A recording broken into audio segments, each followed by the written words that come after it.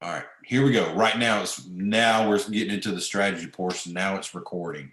So yeah, I'm not going to record all the antics, but now we're getting into the meat of it. So let's talk about a strategy for crafting this argumentative style essay. And then once we're done, it won't be much longer. It's right now 7:19. We'll probably be done at quarter till 8, maybe 8 o'clock at the latest if people have questions. But I really want to give you this demonstration here to help you out and make sure that giving you a little bit of guidance here. All right.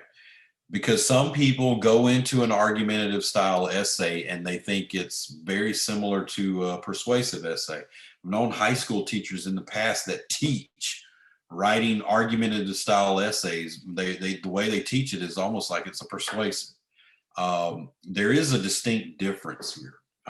And it's all about the rhetorical situation. So if you remember the lessons from a few weeks ago about rhetoric and how to craft your compositions using a certain rhetorical situation, you will find this much, much easier, especially when you're implementing the strategy that I'm going to show you right now. So let me bring up the whiteboard.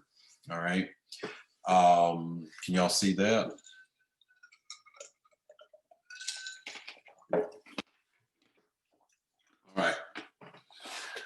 So first of all, before you even think about writing an argumentative essay, or even try to create the outline for one, what do you have to have?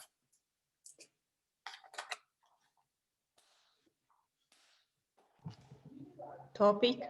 Yeah, you got to have a topic. Okay. So using the list that we saw a while ago, I'm just going to create one on the fly. All right. And I think the perfect one, because I'm a sports guy, I want to try to change it up here because I always default to football because I played football, I watch football, I live and breathe and eat and everything else football. But I'm going to try to change it up here, just to kind of be different. So the prevailing argument that I've heard in the sports world for about 2 or 3 years now is who is the best NBA basketball player of all time. Okay. Now, I'm not an NBA guy. I don't watch it on a regular basis, but I did back in the 90s, like most young guys back then, because there was a basketball player by the name of Michael Jordan who was absolutely probably one of the best I've ever seen. And a lot of young men, including myself, and I still do this because my wife makes fun of me anytime I'm outside doing work. And I'm really concentrating on what I'm doing. I stick my tongue out, kind of like that. Michael Jordan did that all the time while he was playing ball. Whether he was, like setting up a shot, or if he was going to dunk, or whether he was going to pass the ball, or setting up a certain formation or whatever, he was always hanging that tongue out. And that's what most young men, most men my age when we were young, that's who we mimicked. But for the past 2 or 3 years, there's been a prevailing argument. Okay, so we're setting this up. We have an argument, a dispute, a contest here between two opposing forces. And many of the sportscasters out there are arguing right now who is the best basketball player of all time in the NBA. Well, 2 names keep coming up. One, of course, Michael Jordan. And the other one is, anybody want to take a guess? Yep, exactly. LeBron James. Okay. Now, most young people today, that's all you've known is LeBron James. So of course you're going to say LeBron James. If you're an old fart like I am, 46, nobody's going to top Michael Jordan. So we've got a little debate here. Yeah, definitely. Rest in peace, Kobe. I love that guy. Man, what a wonderful human being he was.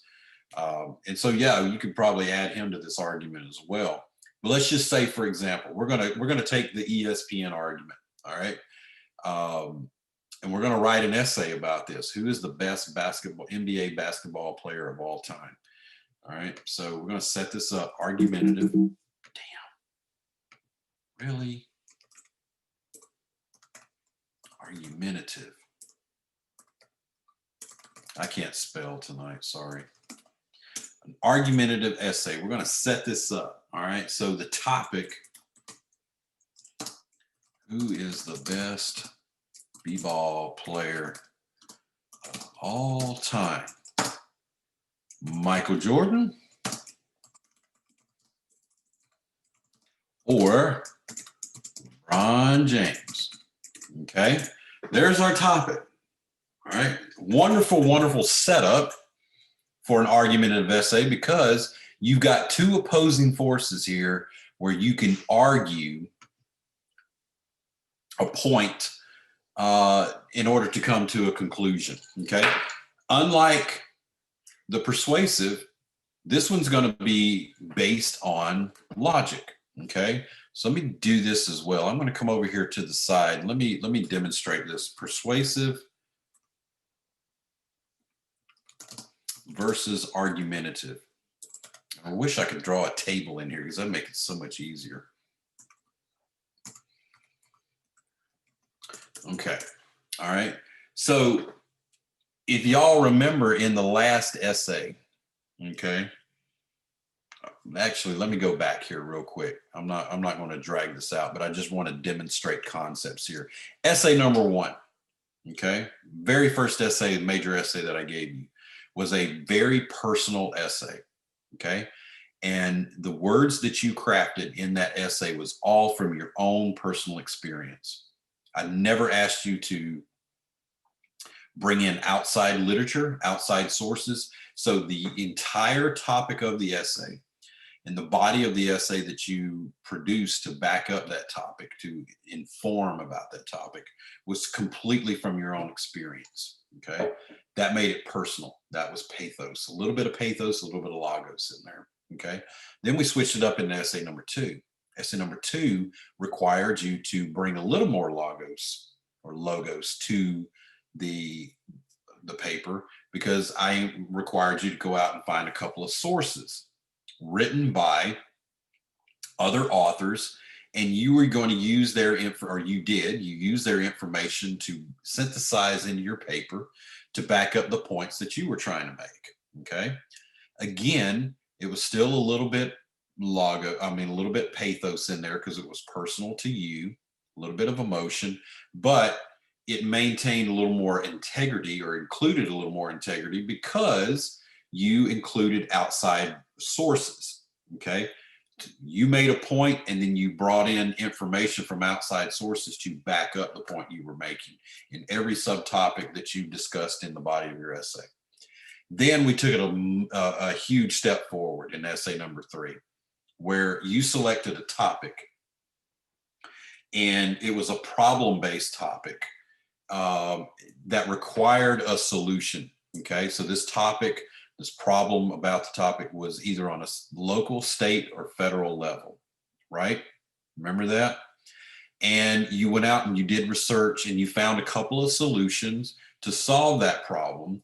And you immediately, in the beginning of the body, immediately you started highlighting the weaker solution, and you presented it in such a way that almost automatically promoted the solution number 2 that you were espousing. Okay. So in the body of that essay, it was completely biased. Okay. And that's exactly what you want to do. When you're trying to persuade a reader, or you're trying to persuade the audience to come around your way of thinking, you're basically a politician. You're a Biden or a Trump at this point, trying to vote for me, vote for my solution, come to my side. What the solution I'm promoting here is the right one based on, a little bit of evidence, but mainly you're using your powers of persuasion and pathos to manipulate or coerce or whatever you want to call it to bring someone around your way of thinking. Okay. So that was very heavily weighted towards pathos. Okay. Argumentative is going to be, okay, and the pathos taps into one side of the brain. Logos is going to be the tool that you're going to be using for the argumentative. Okay. You're not going to, in the body of your essay, argue yay or nay based on bias and personal feelings, because you want to allow the research, the data, the information that you're presenting to speak for itself. Okay. And so, as I've instructed the night classes in Crestview, your argumentative essay is going to be heavily weighted in logos. Okay. And I'm talking about the body of your paper. All right. So the information that you're presenting there is going to be the facts and the facts alone. And the best way that I can help you understand the mindset that you need to have to approach this argumentative essay is to pretend for a second, like myself back in 2006, you were selected to be on a capital murder case jury. And that's what I was. I was on a jury for a capital murder case. And for 6 weeks, okay, it was the longest capital murder case, actually the longest trial in Covington County history. For 6 weeks, I was instructed, along with 11 other people on that jury, to put my emotion aside, put my personal feelings aside, put my anything emotional, right? Anything regarding pathos aside, and only use my powers of reason to come to a conclusion of whether that person who is on being tried for capital murder was either guilty or not guilty. And we made that decision based on evidence and evidence alone. We could not use personal opinion. We could not use emotion at all. It had to be, that decision had to be based on the evidence that we were presented from the prosecution and from the defense. We had to weigh it. Okay. So the mindset that I want you to think about here is very similar to what the mindset that I had to learn very, very quickly being on that jury is, when you're writing an argumentative style essay and you're arguing points back and forth, you're really presenting both sides of an issue. Okay. The pros and cons for side one and the pros and cons for side two. And doing so, you want to give, okay, we're going to throw this in here as well, bias versus no bias. Okay. And weighted heavily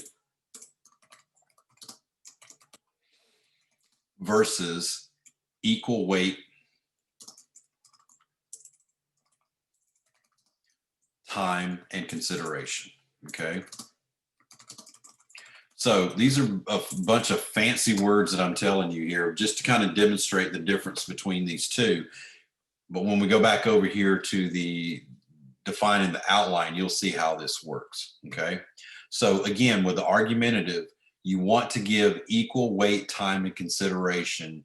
Whatever topic you're choosing, you're going to have two arguments there, either yay or nay, pro or con, for or against, whatever.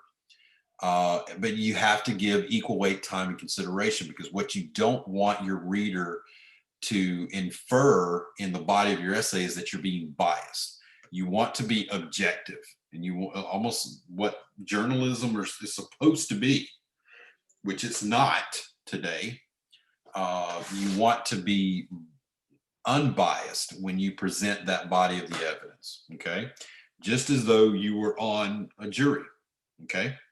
So, like I said, when you're writing this essay, you want to pretend that, hey, I'm a juror. I'm asked to use my powers of reasoning in order to analyze this topic and analyze the pros and cons in equal weight, time, and consideration for both. And then I'll make my decision based on information, not on feeling.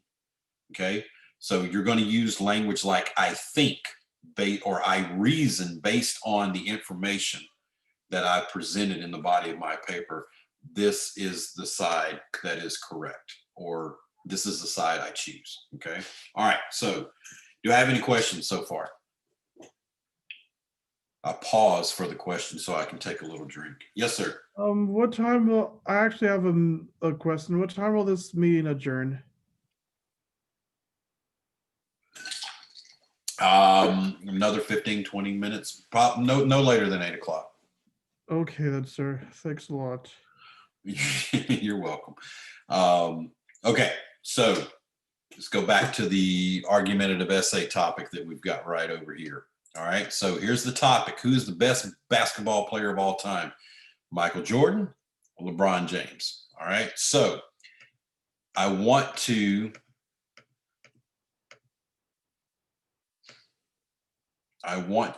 create, come on, now my trackpad's messed up. There we go. I want to identify a body of research, okay?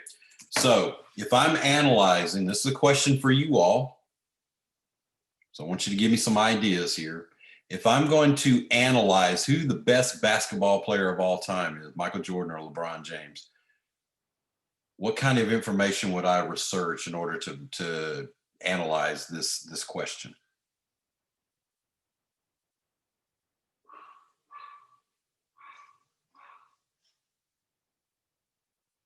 What are some of the things that I would look at?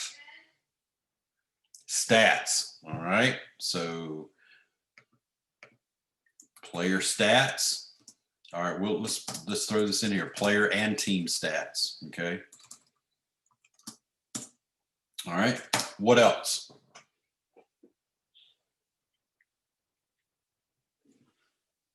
Connection lost, what? Okay. Who else has got an answer? Come on. About championships, number of championships. Would that be an indicator of possibly who's the best basketball player of all time? Number of championships, let's throw that in there.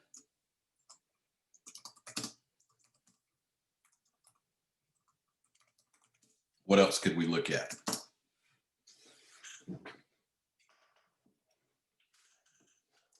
The chat here.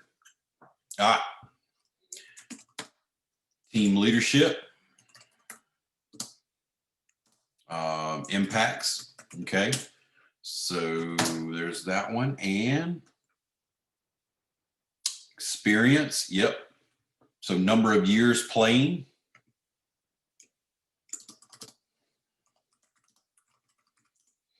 And let's look at another thing too, team NBA parity. Okay. Now, the reason why that's important, because Michael Jordan played back in the 1990s, not 1900s, 1990s, versus LeBron James plays, let's just look at the decade 2010. Okay. All right. So what was the parity across the NBA during that time? Were certain teams across the NBA, were they pretty equal, right, in level of experience and talent back in the 1990s or in 2010s versus was there only a few teams and that were really, really good, and there was a lot of other garbage teams out there in the NBA, and therefore that could, you know, kind of bias or sway or manipulate stats for a player. Okay, so we've got 5 different areas here that we can choose from. We got player, team statistics, number of championships, team leadership, impacts. Was a player pretty much a team player, or does he carry the whole team on his back? That's going to be something that you can analyze there.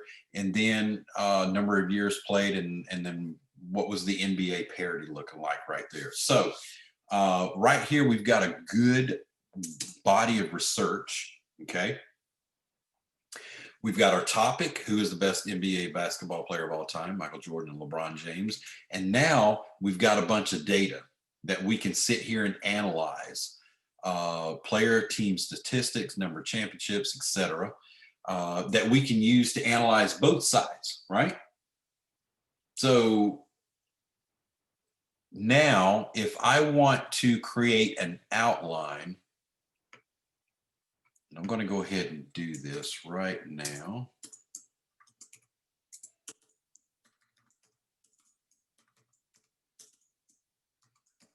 All right. So again, this is your standard 5-paragraph outline for an essay. But again, you don't want to limit yourself to that. What in the world? You don't want to limit yourself just to 5, okay? You want to be flexible and use the number of sections or paragraphs, ever how many you need in order to analyze whatever you're writing about, okay? So what are the 3 sections of an essay?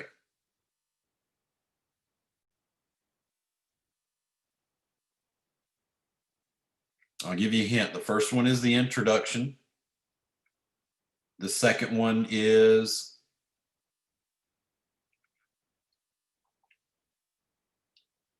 the conclusion. And the third one is the body, right? Those are the 3 parts of an essay: introduction, the body, and the conclusion. Now, here's the strategy that I want to share with you all. And again, this has worked for me many, many, many years. And I don't know why a lot of teachers don't teach it this way, especially in high school. No, not bashing high school. It's important. But there is a better way of crafting an essay that makes it much easier. I find this when a lot of students come in 101, they hate writing because it's a chore. It's incredibly frustrating to organize and to map in your mind. And I think the reason for that is because it's being taught in the reverse order. Okay. You can't write about something unless you know what you're writing about. Okay. And unless you know what you're writing about, you can't really make a decision about that topic. And if you don't have those 2 parts, it's really hard to introduce to the reader what the hell you're going to be analyzing in an essay. So what I suggest you do is start with the body first, okay? Whether you're writing a persuasive type essay, an argumentative type essay, or even just a small little informative or expository writing, doesn't matter the type.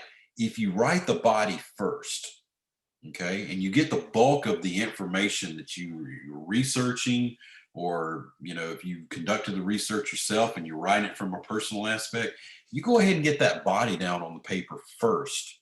It's going to be much easier for you to go back and write the conclusion, and then at the end slap a nice little introduction on there. Bam, you're done. Okay. This whole notion of writing the paper from top to bottom in an introduction, and then how do you know what to introduce if you don't even have the bulk of the paper written yet? Okay. It's very hard to introduce something if you don't even know what the hell it is. So that's why I'm saying focus on the body first, and it will make the other 2 parts much, much easier for you. Okay. All right. So here's what I want to do. We've got a couple of options here. I want you to look at the topic. Okay. And then I want you to look at the body of the research and give me, if you can, an idea of how we're going to structure the body first. How do you think we can shape this outline using the question and the topic, and then the research that we have written here? Anybody want to take a stab at it?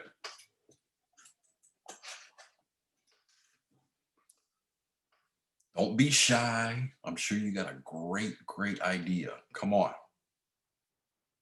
Talk about the best of the championship games. Okay. Yep. You can. And in fact, you know what? I think you're on to something there. You could, if you wanted,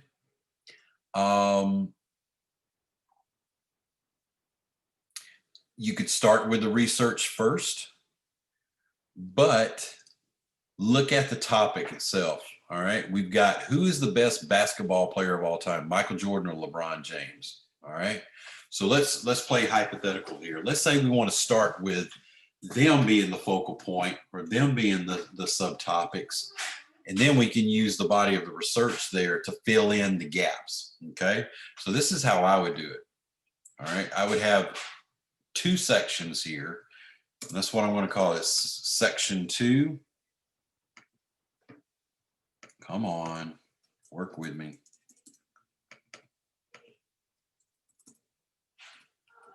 There we go. All right. What is it doing? All right, here we go. Section 2. We call this Michael Jordan. And then we're going to go section 3.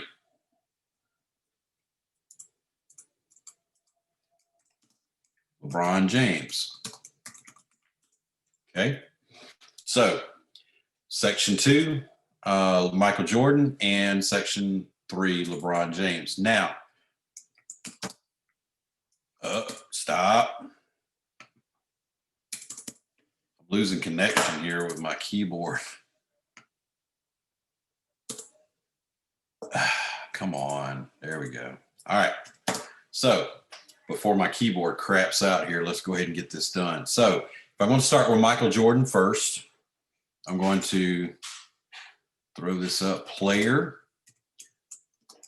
team stats, and I'm going to do number of championships.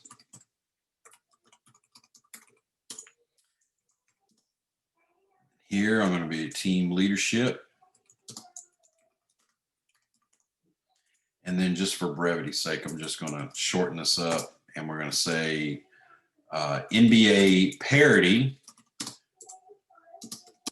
1990s, okay? Because that's when Michael Jordan played. All right. Now,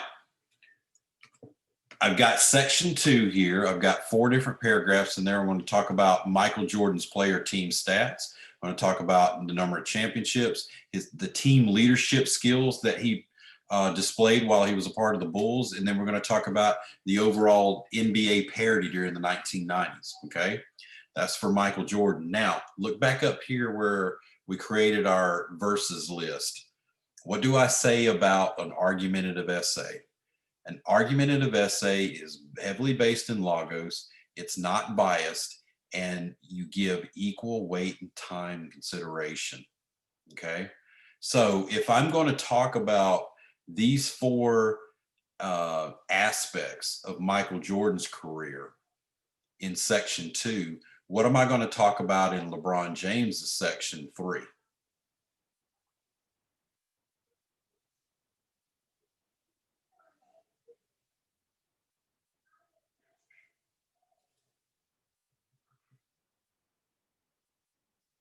All right, Ms. Cisneros, I got your question there. I'll address that in just a second. So, You were talking about the same thing. what was that, Ms. Baldwin? I'm sorry. We will talk about the same thing, like the team status, the championship, everything. Yep. We talk about Michael Jordan. That is absolutely right. See, that's exactly what I was looking for. So what we're going to do is we're going to come down here and bam. All right. So when I say in an argumentative sense, we want to be not biased. We want to give equal weight, time, and consideration between the two sides. Okay. So right here in this argumentative essay, section 2, I'm going to talk about Jordan's stats, championships, leadership, and parity. All right. And if I follow the advice and give equal weight, time, and consideration, I'm going to do the same thing for LeBron James in his section. Okay, so section 3, LeBron James, I'm going to talk about the player team stats, number of championships, leadership, and the NBA parity when he was playing right here. Okay, so now let me ask you this. If if we give equal weight, time, and consideration between these two sides, is the data necessarily going to be equal between the two?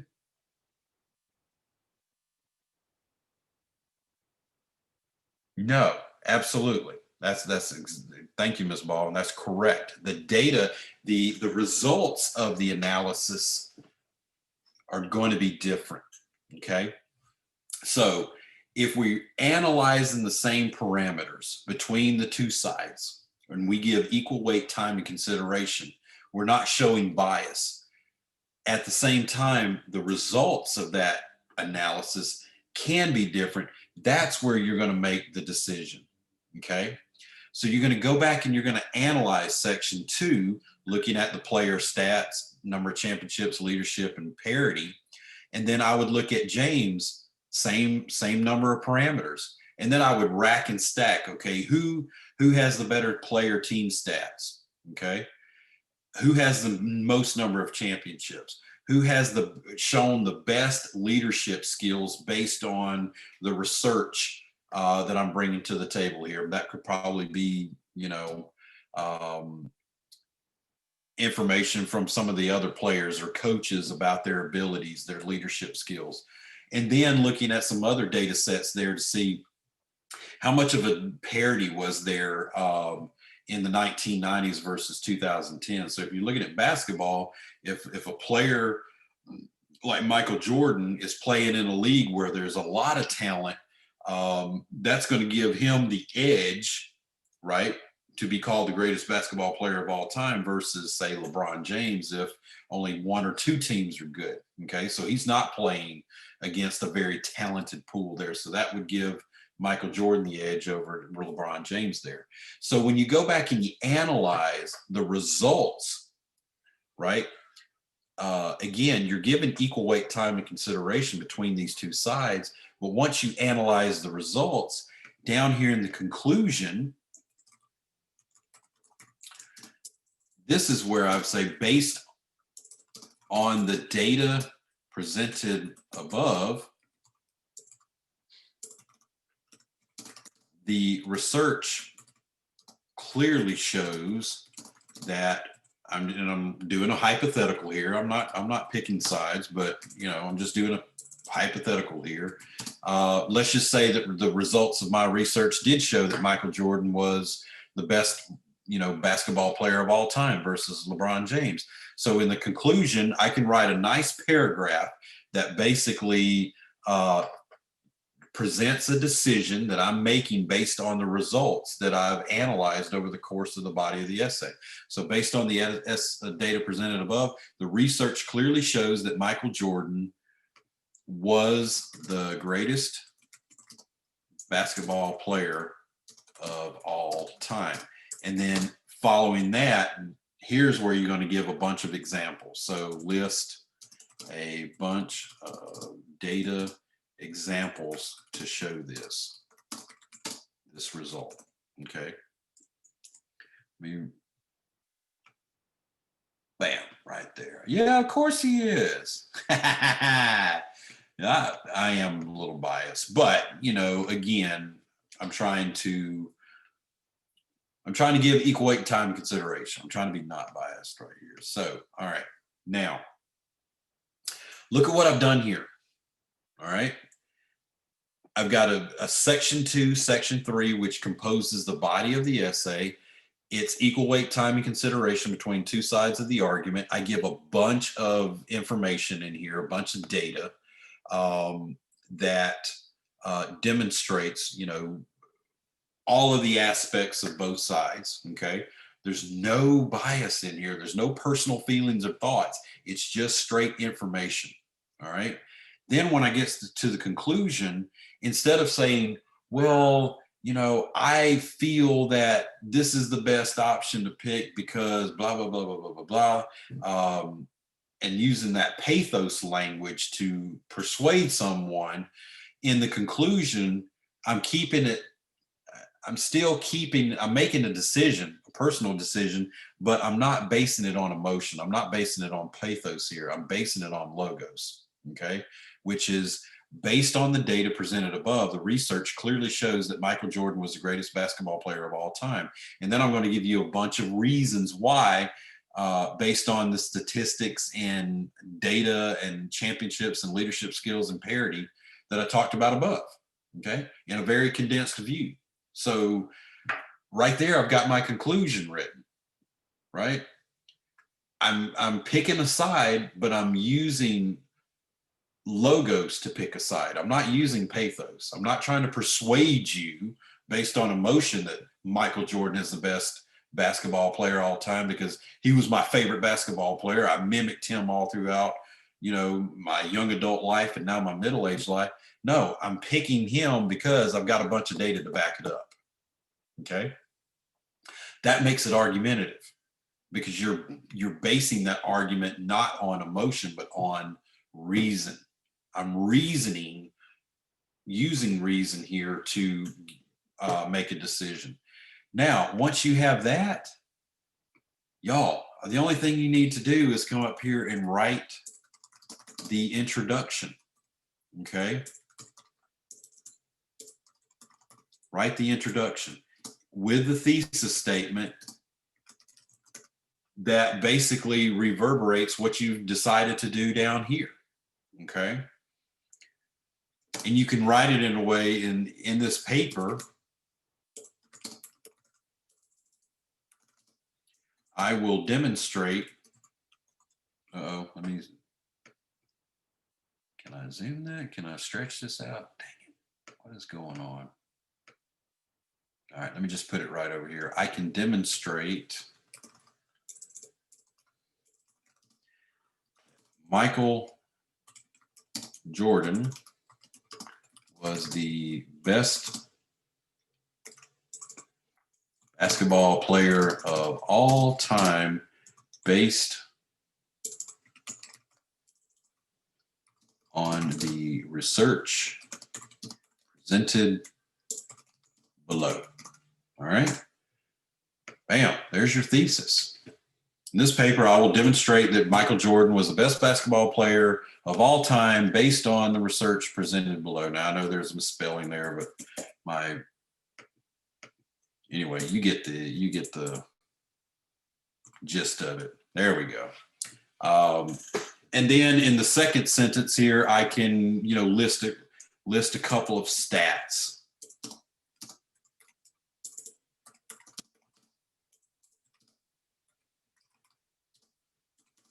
Data to set up the argument. Okay. There you go. All right. So again, this is a long way around that we're getting here.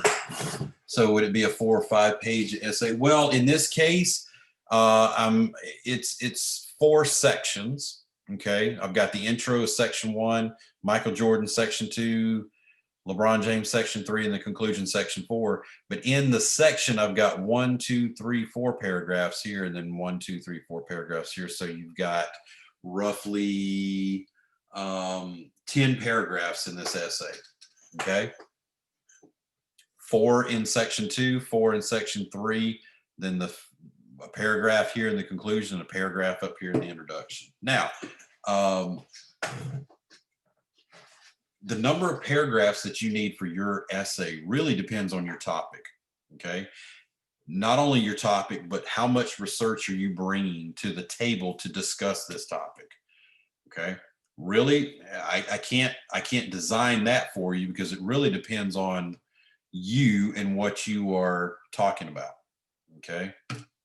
So, again, I'm not so concerned about quantity, okay? I haven't been since the first, golly, I'm absolutely broken here. I haven't been from the first class, and I'm not going to start now. So it depends on your writing style, your topic, and how you want to structure it. This is just an example to demonstrate how that would work. Golly, this trackpad here just broke on me. Now I can't even control it. So I don't know how. That went away. That's not good.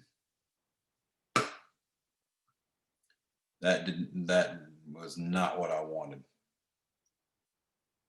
I'm going to try to save this. All right, I saved it. All right, anyway, I'm sorry, y'all. I've got technical difficulties here. My trackpad broke. Yep, there it went. It cracked, so it's not good anymore. I don't know how I'm going to shut this off now. I absolutely broke it. That's okay. I've got a magic mouse. I can hook it up, and everything will be okay. It'll be fine. All right. So again, that's how that's a strategy that I wanted to offer to you all on how to set up an outline for your argumentative type essay. And again, you want to make sure, and this is so hard, this is so difficult, because what I've asked you to do previous to this point with personal essays in 1 and 2, and then a persuasive essay in number 3, really tap into your powers of persuasion and pathos to compose that essay. Now, here at the end for the argumentative, I'm asking you to ignore that side of your brain. Okay, it's going to be difficult. You're just going to have to, again, go back and watch this video and think about the things that I suggested. Think about if you were on a jury and you were asked to weigh the body of evidence that the prosecution and the defense is presenting to you, and then you were instructed to reason beyond a shadow of a doubt whether this person committed this crime, not based on your personal feelings or your emotions, but on the body of evidence that was presented in the trial. Okay, it's the same thing that you're trying to do here in the argumentative essay. All right, and then also in here we talked about how to structure the outline for your essay. And again, I really wish they would teach this in high school. It's extremely beneficial, and I think more students would love to write more, especially essays, if you would start with the body of your essay first, right? I mean, the body of your essay basically gives you an indication and an awareness of what you're writing about, the full scope of it. That's the body of your knowledge. Once you have a knowledge base, then you can make a decision based on reason about that knowledge, right? And then once you have those ducks in a row, then you can go back and write a crafty little introduction there to set up and introduce the topic and your results finding to your readers, or if you're giving a speech, to your audience. Okay, so always think about this. And you have your own style and it works for you. If you like to start with the introduction, then go to the body and then to the conclusion, if that style works for you, that's great. All right, I just wanted to offer this alternative because I really think it takes a lot of stress. It takes a lot of anxiety out of writing papers, because you're not sitting there staring at a blank Word document with the flashing cursor going, God, how am I going to start this damn thing? Well, you don't have to start it with an intro. Start it with the body of the information that you've gathered in your research. Just throw it on the page. Okay. Organize it into categories. When you got the categories, then you've got the topics that you want to write about in the body of your paper. Throw all of that out and organize it, make it look neat. Then you can go back and write a decision that your conclusion based on a decision that you're making about that body of research, and then slap a nice introduction on there and you're done. Okay. Much easier to me. Much easier. Okay. All right. So do I have any questions about selecting a topic, structuring the outline for your argumentative essay, the strategies that I've presented here tonight in this video, and then the focal points being not biased, try not to be biased, and in the body of your essay, give equal weight, time, and consideration to both sides of an issue. Do I have any questions?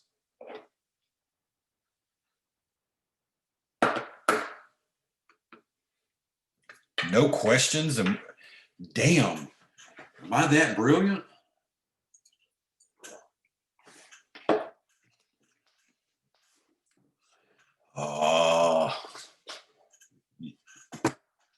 Thank you. Okay. Well, so closing words here. I've enjoyed, just in case we don't have a final exam, I want to give a few final thoughts here to you all. I know that this has been a challenging experience for most of you. Um, Zoom to me is awkward, um, a quirky delivery method for a class. But I think overall, each and every one of you, I want to thank each and every one of you for attending every class, or most of the classes that you've been able to attend. You've all shown the utmost respect and appreciation for what I'm trying to do here. And again, it looks easy from your side, but it's really not. I'm an old school professor. I love the classroom. I love, meeting you all in a personal way and interacting with you personally. And this Zoom environment has taken a lot of that out of it. So I've had to do a lot of adjustments. But again, I want to thank each and every one of you for showing me respect and appreciating what we're trying to do here. Again, 101 is not an exciting class. It's very, very dry. And it's very fundamental, and I do the best I can to make it entertaining. That's why I'm such a goofball on camera the few times that I've been on camera, but just trying to lighten the mood a little bit and try to make it as entertaining as I can. So again, thank you all for being, in this class, and I will let you know what the final exam schedule is going to be, if there's going to be one. Looking at that schedule, I'm 90% sure there's probably not going to be one. But if there is, please, please, please keep an eye on your email. It's extremely important, because if they do decide to create a final exam for us, a time slot, then you will be required to show up. Okay. So again, your final exam is essay number 4. It's due on the 12th of December. Please do not miss that deadline, y'all. Do yourself a favor, do me a favor. Please do not miss that deadline. And between now and then, if you have if you encounter some problems trying to create your outline and write your paper, you need my assistance, you need some tutorial, send me an email, and I'll set up a personal Zoom session with you, and we'll go over your paper and get you some help for the final paper. I don't want anybody to feel like they're just set adrift between now and the end of the semester. I'm here to help you. I'm here to support you. I take this job it's very personal for me. So if you feel like you're not successful, then I'm not successful. I'm a sucky teacher, and I don't want to be a sucky teacher. Last item of note, the college should have sent you an email about a questionnaire for the class, and a course evaluation for the class and for me. I encourage all of my students, and I've done so for ever since I started this. These questionnaires are anonymous. So your name's not attached to any feedback you leave back, but please leave some feedback, because you're here as a student to get better, right? You're trying to learn new concepts and learn new techniques to be better. And that way, once you get into the workforce, you can be the most productive you can be. I use the evaluations in the same respect to be a better professor. So I don't rest on my laurels. I'm always looking to learn and improve. And I'm not perfect. I am not. So anything that you can suggest that can help me be a better professor, or if you think I should custom tailor the content in a different way and maybe present it in a different way, please give me that feedback, because I have very thick skin. I don't take anything personal. And I take everything in a constructive way. So whatever feedback you give me is going to be highly, highly, highly beneficial. All right. All right, y'all. Again, I will send you an email and let you know what we're going to do about the final exam. At the same time, I'll also send you an email and let you know if a 102 class, an additional 102 class opens up outside of the Niceville class that I've been assigned to. If you're not able to take my 102 classes, I want to extend a personal invitation to each and every one of you, whoever you do take 102 with. You need some tutorial from me, my email is always open. Just because you're not in my class doesn't mean you're not my student. So I've continued to support other numerous students who were not able to take my class. I'd still support them in that class. So, you know, if you need me for anything as far as educational guidance or tutorials, please reach out to me even if you're not in my class, and I'll do what I can to help you. All right. All right, y'all. So like I said, keep an eye on your email. I'll let you know about if there's going to be a final exam, if there is, when it's going to be. And I've enjoyed it. It's been a great semester. So good luck to each and every one of you in whatever career path you decide to take. And again, if I can be of any assistance to you, please reach out to me. Does anybody else have any final thoughts? Thank you for congratulating us, sir, and thank you for wishing us good luck. I greatly appreciate all that, sir. Oh, I wish you all the best of luck, Mr. Marcelino. I really do. Thank you, sir. You got a bright future ahead of you, sir. Very well. Thank you. Good night. Have a good weekend. You too. Bye. Bye-bye.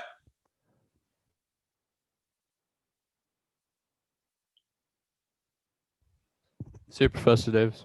All right. See you, sir. Have a good one. Okay. Good luck. Bye. Probably going Goodbye. to next semester. Who knows? Yes, ma'am. I would look forward to it. If not, keep in touch. Yes, I will. Bye. Bye-bye. Yeah, Miss Baldwin, hang on the chat, if you will.